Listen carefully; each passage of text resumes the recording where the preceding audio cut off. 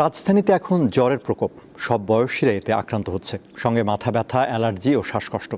চিকিৎসকরা বলছেন কয়েকটি ভাইরাসের সংমিশ্রণে এমনটি হতে পারে।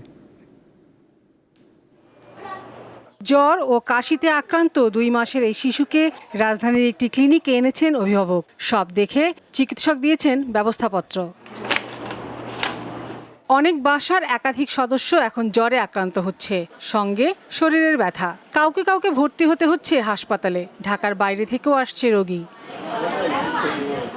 চিকিৎসকরা জানান, ভাইরাস ও আবহাওয়া পরিবর্তনের কারণে এমনটি হতে পারে। এই মৌসুমে আসলে আমরা দেখলাম যে বেশ কয়েক ধরনের ভাইরাল ফিভারের আসলে কিন্তু প্রাদুর্ভাব হয়েছে এবং আসলে আমরা আসলে একটা মিক্সড ইনফেকশন বা একটা সমন্বিত ভাইরালগুলো একটা সমন্বিত আক্রমণের শিকার হয়েছে। ভাইরাস জ্বর তো ছোঁয়াচে রোগ। ছোঁয়াচে এটা আপনার শ্বাসকষ্ট মানে শ্বাস প্রশ্বাসের মাধ্যমে ছড়ায়।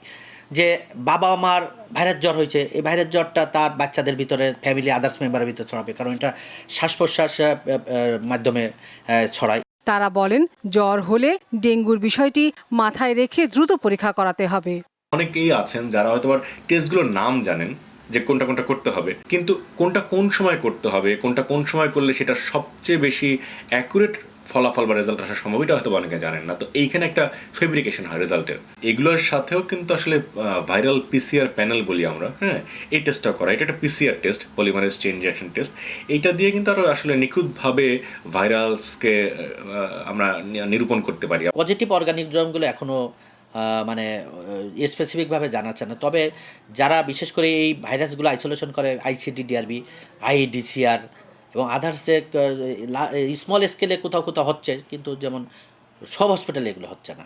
ঠিক কোন ভাইরাসের কারণে এমন জ্বর হচ্ছে তা গবেষণার প্রয়োজন বলে মত দেন এই 2 চিকিৎসক। লাবণী গুহ, দীপ্ত সংবাদ, ঢাকা।